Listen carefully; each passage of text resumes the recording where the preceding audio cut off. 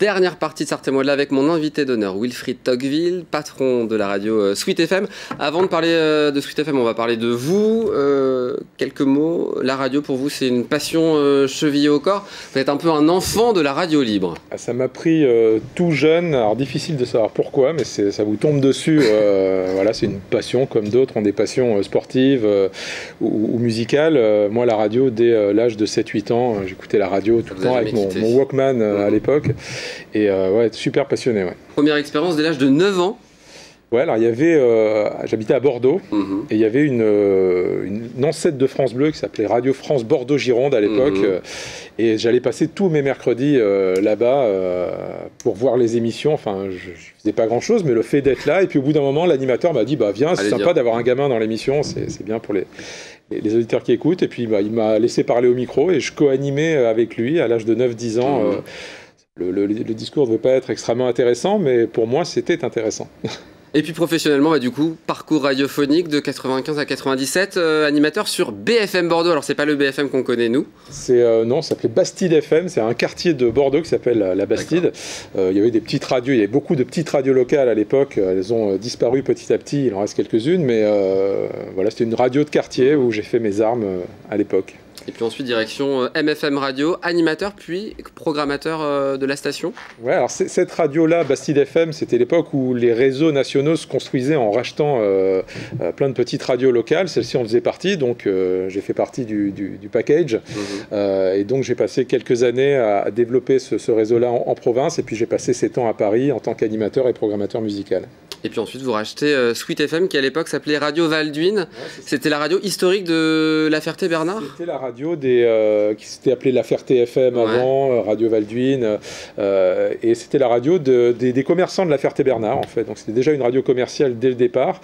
La personne qui s'en occupait arrivait à l'âge de la retraite, cherchait à... Et bingo. Voilà. Et donc on est, mon associé Émilien Bordery, qui est le rédacteur en chef de la radio, lui était au lycée Robert Garnier à La Ferté-Bernard pendant des années. Il faisait des émissions pendant ces années lycée dans cette radio.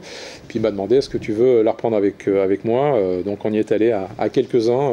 On a repris cette petite radio fertoise pour la petite développer. Radio devenue grande. Sweet FM n'a jamais cessé d'étendre sa couverture et de faire croître son audience. 18 fréquences aujourd'hui. Pour nous, ça retourne, on a l'impression que c'est que en Sarthe, mais non. C'est aussi dans d'autres bassins de vie, dans différents départements. On a essayé de se développer petit à petit. On est passé effectivement d'une fréquence à La Ferté-Bernard, une deuxième à Nogent-le-Rotrou, puis ensuite on en a eu beaucoup, que ce soit au Mans, à Mamers, Sablé, etc. On a essayé de se développer. Nous, notre idée, c'est de ne pas être une radio régionale, c'est d'être une radio multidépartementale. Donc, ce qu'on entend en Sarthe, on entend, alors, les disques sont les mêmes quand on nous écoute dans l'Orne ou dans l'Eure-et-Loire, mais tout le reste est différent. Même les jingles entre les disques sont différents. Les météos sont différentes, les infos sont différentes, les idées sorties qu'on donne sont différentes, les offres d'emploi, tout, la météo. Donc vraiment, on a une radio spécifique à chaque département avec ce tronc commun de la musique. Et donc, où qu'on soit, on a sa radio. Sa propre radio, voilà, avec ses propres infos, son propre contenu. Je disais, ça cartonne. Les derniers chiffres révélés à l'été 2018 annoncent un record historique.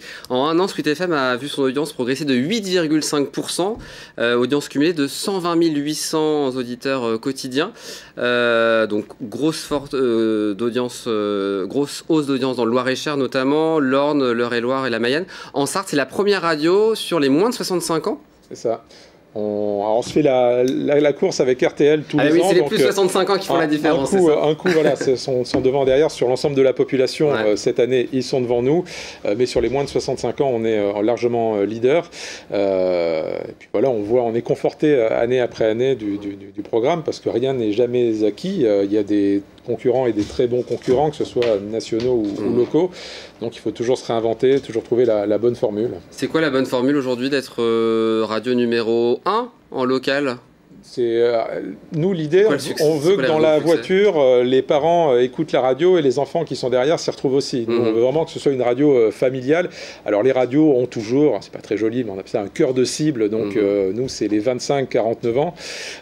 Donc, ça, c'est vraiment les auditeurs principaux. Mais il y a des plus jeunes qui nous écoutent, il y a des adultes et des seniors qui nous écoutent aussi. L'idée, c'est que chacun vienne butiner ce dont il a envie. Donc, certains, ça va être l'info, d'autres, la musique. Il faut que tout tout fonctionne bien ensemble, que ceux qui viennent écouter la musique ne soient pas soient intéressés par les infos et vice-versa. C'est une alchimie, c'est difficile de dire ce qui fonctionne dans une radio, c'est un ensemble. L'auditeur est aussi acteur, notamment à travers l'infotrafic, c'est-à-dire qu'on va donner les informations sur la circulation. Sans doute ce soir, les téléspectateurs ont appelé Sweet FM pour le dire. A explosé chez nous. Ça, c'est quelque chose qu'on a lancé très très tôt. On a un numéro de téléphone qui est disponible. Les gens nous appellent à tout moment pour nous signaler des ralentissements, des radars, des accidents, etc. Nous, on relaie en temps réel. Donc vraiment, c'est intéressant parce qu'il y a effectivement les petits dispositifs, les Waze, etc. qu'on a dans la voiture. Mais là, ça donne uniquement ce qui se passe sur la route sur laquelle on est. On n'a pas de vision globale si plus tard on doit aller à tel endroit.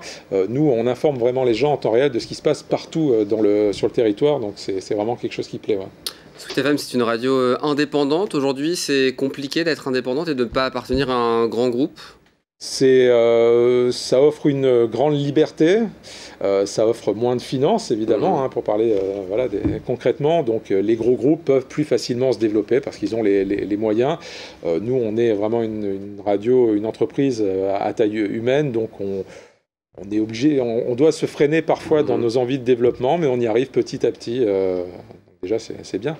Alors parlons de la suite, 18 fréquences, une 19e prévue l'été prochain du côté de Rouen. Oui, c'est ça, on arrive en Haute-Normandie, enfin, l'ex-Haute-Normandie, puisque les deux Normandies sont réunifiées maintenant, mais on arrive à Rouen prochainement en DAB+. Le DAB+, c'est la radio numérique terrestre. Alors ça, c'est l'avenir du coup, la radio numérique. Comment ça fonctionne, Wilfried? C'est comme la TNT pour la télévision, c'est pareil, c'est un son de plus grande qualité, pas de souffle, beaucoup plus de radios, c'est-à-dire que la bande FM, elle est un peu saturée. Là, on aura partout plein de radios, et puis surtout une continuité routière et autoroutière. On pourra écouter sans souci une radio pendant tout un parcours. C'est un vrai confort, c'est le futur de la radio. Aujourd'hui, une partie de la Sarthe qui ne reçoit pas Sweet FM, on l'a vu avec Verneuil Le Chétif.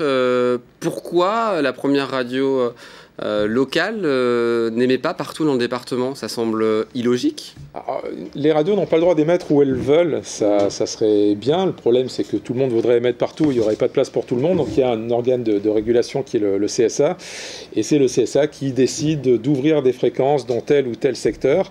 Pour l'instant, le Sud-Sarthe, depuis une dizaine ou quinzaine d'années, n'a pas été ouvert aux nouvelles candidatures. Donc c'est vrai qu'on couvre en gros les 2/3 du département.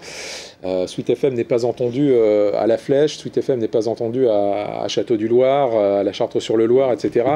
Ça représente un gros bout de département. Malgré ça, on arrive à avoir des bons résultats. Mais c'est sa première radio sur le département, alors que certains ça veut dire que ça serait encore mieux si on nous recevait partout. Mais c'est la règle du jeu. On a déjà beaucoup de travail avec notre territoire, mais on a souvent il n'y a pas un jour où on n'est pas des appels parce que les gens habitent effectivement à La Flèche ou Château, mais ils viennent travailler au Mans souvent et ils ne nous entendent pas en rentrant chez eux.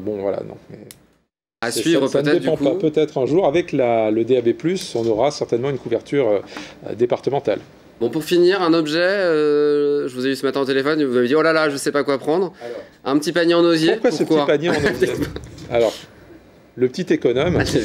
Alors, parce que en fait, on a de magnifiques forêts en Sarthe. On en parlait tout à l'heure avec la forêt de Bercé, mais on peut citer la forêt de Persaigne, la forêt de Ciel-Guillaume, celle de Bonnetable, etc., de Vibray.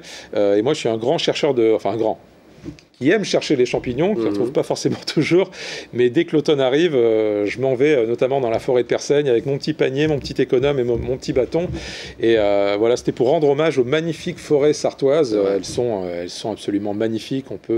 Dans la forêt de Persaigne, on peut voir absolument tout, faire des belles rencontres végétales et animales. Et n'hésitez pas à aller vous balader dans nos belles forêts.